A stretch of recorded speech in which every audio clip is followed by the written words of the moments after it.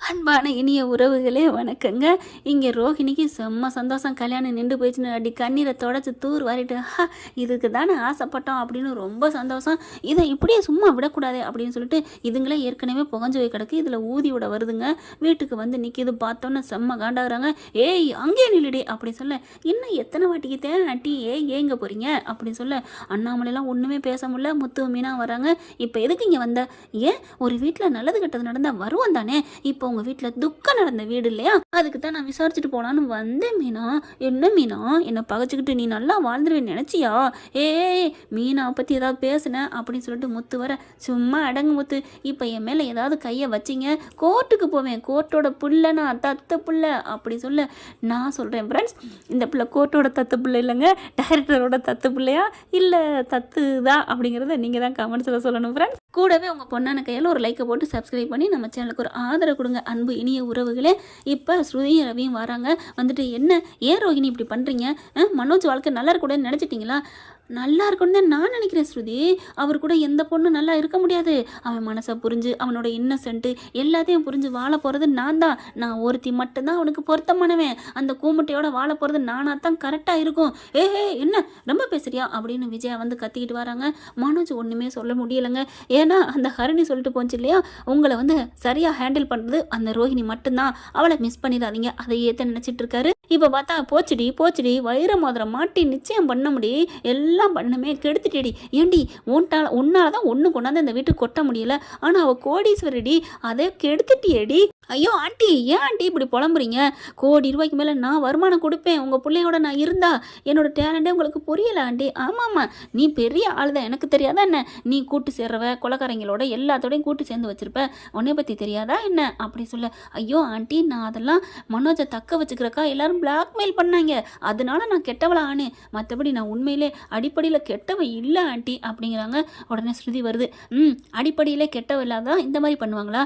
உண்மையிலே நல்லவங்க இந்த மாதிரி கெட்டவங்க கெட்ட எண்ணத்துக்கு தோண போக மாட்டாங்க தெரியுமா? இப்போ இதே அங்கிளை பார்த்துக்கோங்க, ஏதாவது தப்பான விஷயத்துக்கு போவாங்களா? போக மாட்டாங்க. ஏன்னா அடிப்படையில் அவங்க தான் நல்லவங்க. ஆனால் ஆன்ட்டியை சொல்லுங்க, கண்டிப்பாக எதுக்கு வேணாலும் போவாங்க அப்படிங்களா? அப்போ நான் கெட்டவன் சொல்ல வரியா? விஜயாவுக்கு கோவம் வருது. இல்லை ஆண்டி, நீங்கள் தகுதிட்ட வேலை பண்ணுவீங்க தானே. இங்கே பாருங்க, டைவர்ஸ் கேஸே வர்றதுக்கே வாய்தா வர்றதுக்கே 6 மாதம் ஆகும். ஆனால் நீங்கள் அதையே மறைச்சு இப்போ பண்ணலையா? அந்த மாதிரி வேலைகள் சின்ன சின்ன வேலைகள்லாம் பண்ணுறது ஃப்ராடுத்தனம் தானே. ஆனால் அங்கிளுக்கு அது கிடையாது இல்லை, அதுதான் அடிப்படையிலே நல்லவங்க அப்படின்னு அர்த்தம் அப்படின்னு சொல்ல, இங்கே ரோஹிணி என்ன பண்ணுது, சரி இப்போ எதுக்கு வந்திருக்கீங்க அப்படின்னு கேட்க, நான் எதுக்கு வர முடியும், அதான் கோர்ட்டு உத்தரவு கொடுத்துருக்கேன், எனக்கு வீடு பார்த்துருக்கீங்களா மனோஜ், அதை கேட்க தான் வந்தேன் அப்படிங்கல.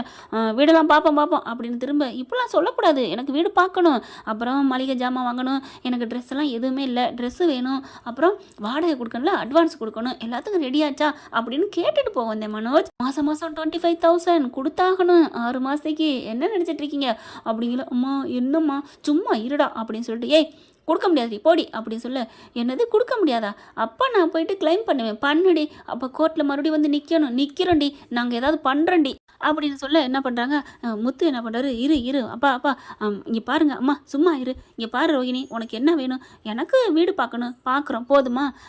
இன்னும் 2 நாளில் வீடு பார்க்கலைன்னா நான் கோர்ட்டுக்கு போவேன்.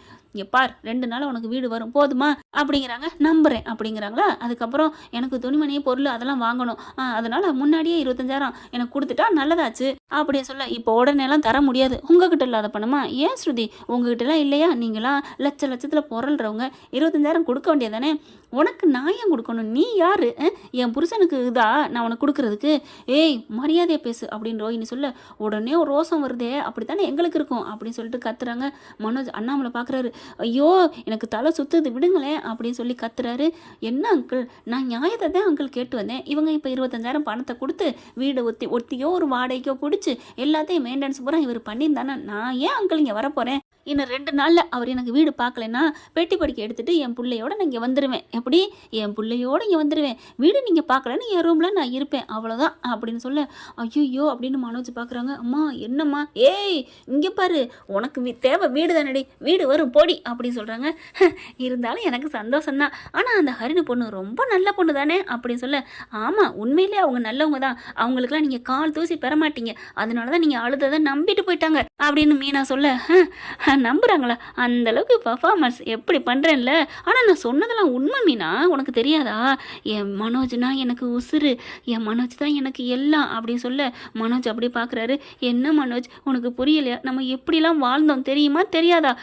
நீ மறந்துட்டியா?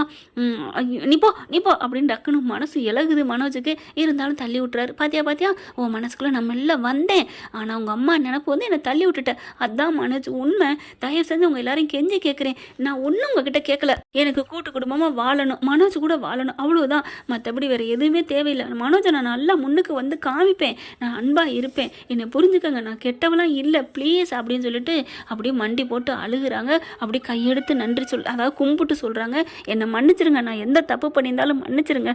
தயவு செஞ்சு எனக்கு இந்த வீடு ரொம்ப பிடிச்சிருக்கு, ஆண்டியை பிடிக்கும், அங்கிளை பிடிக்கும், ஏன் எல்லாருமே இந்த வீட்டில் இருக்கவங்களாம் நல்லவங்க தான். ஆனால் என் மனோஜோட வாழ விட மாட்டேங்கிறாங்களே அப்படிங்கிற ஒரு எண்ணத்துக்காக மட்டும்தான் உங்கள் மேலே எல்லாத்தையும் நான் கோவப்பட்டு தப்பாக பண்ணிட்டேன். ப்ளீஸ் என்னை மன்னிச்சிருங்க, நான் இந்த வீட்டில் வாழ ஆசைப்பட்றேன் அப்படி சொல்ல, ஹே இந்த நீலிகள்லாம் வடிக்காதடி எந்திரடி அப்படின்னு விஜயா மறுபடியும் வந்து நிற்கிது. முத்து பார்க்குறாரு. அம்மா விடுங்கம்மா, அது வந்து ஒழுங்காக தானே பேசிகிட்டு இருக்கு, விடுங்க அப்படி சொல்லிட்டு, இங்கே பார்லரம்மா நீ எந்திரி அப்படிங்கிறாங்க. எந்திரிக்கிறாங்க.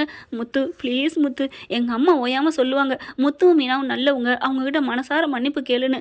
நான் இப்போ மனசார மன்னிப்பு கேட்குறேன். இங்கே வந்து சண்டை போட்டு நல்லா எகத்தாளமாக நக்கலாக சிரிச்சிட்டு போகணும் தான் வந்தேன். ஆனால் ஏன் அப்படி பண்ணணும்? நம்ம நல்ல குணத்தை காமிப்புமே தான் இப்போ நான் மனசார கேட்குறேன் முத்து, ப்ளீஸ் எனக்கு வாழ்க்கை பிச்சை கொடுங்க, என்னை வாழ வைங்க, நான் அந்த வீட்டில் வாழ ஆசைப்பட்றேன் மீனா, ப்ளீஸ். உங்கள் மாதிரி நல்ல மனசுலாம் என்கிட்ட இல்லை தான், இருந்தாலும் ஓரளவுக்கு என்கிட்ட மனசு இருக்குது, ப்ளீஸ் மீனா அப்படின்னு சொல்லிட்டு, நான் போனதுக்கப்புறம் கொஞ்சம் யோசிச்சு பாருங்கள், நான் இந்த வீட்டில் வாழ ஆசைப்பட்றேன் அப்படின்னு சொல்லிட்டு அழுதுக்குள்ளது முடிச்சுட்டு கண்ணெல்லாம் அப்படியே கண்ணீர் ததும்ப, நான் வர்றேன் அங்கிள், வர்றேன் மீனா, வர்றேன் முத்து, வர்றேன் ஸ்ருதி, வர்றேன் அப்படின்னு எல்லார் பேரையும் சொல்லிட்டு கிளம்பி போகுது. ஆண்டி வர்றேன் ஆண்டி, ஏய் வராத பொடி அப்படிங்குது. ஆனால் வீட்டில் இருக்கவங்க எல்லாரும் நல்லவங்களா இருக்கீங்க, ஆண்டி மட்டும் மனசு மாறலை. ஏன்னா அவங்களையும் சொல்லி தப்பு இல்லை, என் மேலே அவங்க உயிராக இருந்தாங்க, அவங்க நல்ல மனசு தெரியுமா, எப்படி என்னை தாங்கினாங்க. இந்த உலகத்திலே ஒரு மருமகளை தாங்கின மாமியார்னா அது என் மாமியார் தான் நான் பெருமையாக சொல்லுவேன். வர்றேன் ஆண்டி அப்படின்ட்டு போகுது. உண்மையிலே இவன் நல்லவளா மாறிட்டாளா? சே ஒன்றும் இல்லாதவளை போய் நம்ம ஏற்றுக்கிட்டு என்ன பண்ணுறது அப்படின்னு சொல்லிட்டு திரும்பிக்கிறாங்க நம்ம விஜயா. மீனா ஒன்றும் இல்லாட்டியும் அவள் ஏதோ சம்பாதிக்கிறா, ஆத்தா இருக்கிறா, தம்பி இருக்குது, தங்கச்சி இருக்குன்னு ஒரு குடும்பத்தோடு இருக்கா. இவன் ஃப்ராடு, இவன் நமக்கு தேவையில்லை அப்படிங்கிற மாதிரி விஜயா நினைக்கிது. ரோஹிணி என்ன பண்ணுது, நான் வர்றேன் அப்படின்னு அழுதுகிட்டே போயிட்டு அந்த பக்கம் செருப்பை போட்டு அப்படி இறங்குது. பார்த்தீங்களா மாடியிலேருந்து அப்படியே அப்படியே அந்த கண்ணு தண்ணி தொடச்சி அப்படி தூக்கி தூர்வாரி போட்டுட்டு, ஆறுட்ட ஏங்கிட்டையா நம்மளோட நடிப்பே வேற லெவலு. நான்லாம் பெரிய திரைக்கு போனால் ஆஸ்கார் அவார்டெலாம் என் காலடியில் கொட்டுவாங்க, என் கிறகம் இதில் இருக்கேன் அப்படின்னு சொல்லிட்டு அந்த பாட்டுக்கு அழுதுட்டாங்கிட்டு அப்படி தொடச்சிட்டு போகுதுங்க ரோஹிணி. இப்போ முத்து சொன்ன மாதிரி ரோஹிணிக்கு வீடு பிடிச்சி கொடுக்க போகிறாங்களா, காசு கொடுக்க போகிறாங்களா, இல்லை அடுத்து என்ன இதை சாக்கிட்டு வேறு ஏதாவது ஐடியா வரும் முத்துக்கும் மீனாவுக்கும், அது பிரகாரம் என்ன பண்ண போகிறாங்க அப்படிங்கிறத அடுத்த எபிசோடில் பார்க்கலாம் ஃப்ரெண்ட்ஸ். வருங்காலங்களில் இந்த பதிவு உங்களுக்கு பிடிச்சிருந்துச்சுன்னா உங்கள் பொண்ணான கையில் லைக்கை போட்டு சப்ஸ்கிரைப் பண்ணுங்க. Thank you friends. இந்த வீடியோ உங்களுக்கு பிடிச்சிருந்தா தயவு செய்து லைக் பண்ணுங்க. இன்னும் அப்டேட்ஸ்க்காக சேனலை சப்ஸ்கிரைப் பண்ண மறக்காதீங்க. நம்ம கிட்ட இருக்க எல்லா சேனல்ஸோட லேட்டஸ்ட் வீடியோ அப்டேட்ஸ்க்காக மேல ரைட் சைடுல காட்டுற லிங்கை கிளிக் பண்ணி வாட்ஸ்அப் குரூப்ல ஜாயின் பண்ணுங்க. உங்களிடம் விடைபெறுவது நான் உங்கள் மெஹர்.